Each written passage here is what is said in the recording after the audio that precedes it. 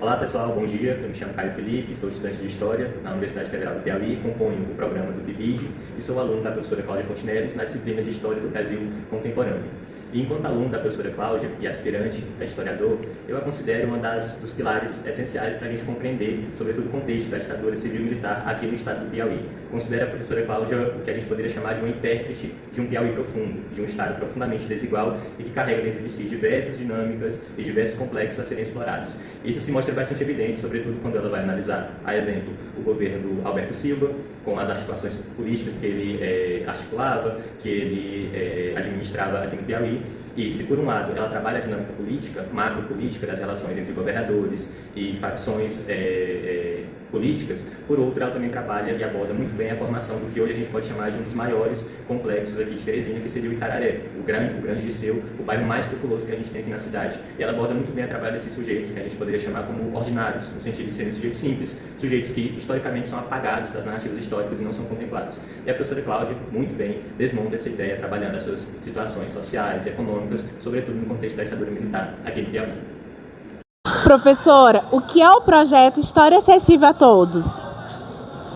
A GCED começou com aulas públicas, mas ele hoje é um projeto de extensão, relaciona o que nós, do Departamento de História da UFP, da pós-graduação de História, no meu caso, da pós-graduação em Ciência Política, como a gente articula esses saberes que são produzidos aqui, pesquisados, ensinados nas disciplinas de graduação e pós-graduação, com o ensino na educação básica, com o que a sociedade pensa. Então, esse projeto, no geral, ele é constituído de aulas públicas. No geral, a gente vai a praças públicas, a gente estabelece conexões com a sociedade a partir de temáticas que nós estudamos, definimos previamente, elaboramos, para que a gente possa socializar com a comunidade.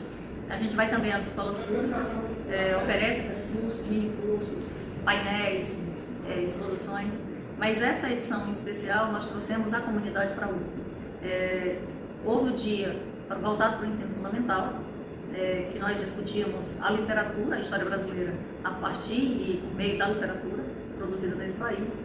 E hoje nós estamos recebendo as turmas do ensino médio, das escolas públicas estaduais. Na segunda-feira nós recebemos estudantes do ensino fundamental da rede pública municipal de Teresina, comunidades da zona rural para cá. E essa festividade que vocês viram aqui era maior ainda, porque era colorida por crianças. E essa de hoje é para o ensino médio. O de hoje, especificamente, discutindo a história do Brasil contemporâneo e a importância da democracia, a importância da defesa da democracia e do combate a qualquer forma de autoritarismo. Hoje, enquanto que a de segunda foi desenvolvida com a turma de Metodologia do Ensino de História 1, a de hoje está sendo desenvolvida com a turma de História do Brasil contemporâneo. E é o que está dito na arte de hoje, em defesa da democracia. Só que mais do que a democracia, nós defendemos uma democracia que traga junto à cidadania a oportunidade que as pessoas se sintam envolvidas dentro de um espaço público e que o espaço público seja efetivamente compartilhado por todos que o produzem, que o financiam.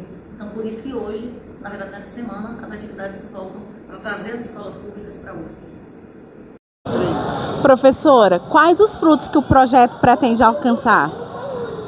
Na verdade, esses frutos são, como todo fruto de educação, eles são medidos a curtíssimo prazo, a médio prazo, mas o efeito mais saboroso, o fruto mais saboroso é a longo prazo.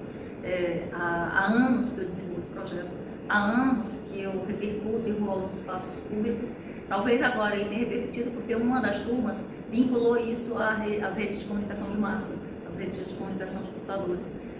Mas os efeitos são extraordinários. Tanto a oportunidade de aproximar o que a gente pesquisa da sociedade, mas principalmente de estimular os estudantes da graduação e da pós-graduação a se envolverem com as necessidades da sociedade, a entenderem quais são os desafios que a sociedade traz consigo, quais são a necessidade de esclarecimento, de entendimento de uma série de perspectivas sobre a nossa história, sobre a nossa educação, e a tentativa de promover uma educação inclusiva. Isso a gente tem promovido. Acredito que, inclusive, o professor, que é professor, é responsável pela escola que vocês trabalham com o PIBID, é egresso dessa instituição e sabe e acompanha muitas dessas ações que eu venho desenvolvendo. Então, é um coletivo, é uma produção produzida coletivamente. Então, é uma educação que efetivamente visa incluir. Mas mais do que incluir, é que as pessoas se percebam incluídas, que as pessoas entendam que a história é construída por todos nós. Mas não basta ficar nos livros, não basta, os livros são importantes, importantes, por isso que a gente fez sorteio de livros, leituras de livros como referências centrais, mas esses livros precisam se encontrar com a sociedade. A sociedade precisa conhecer o que a gente pesquisa.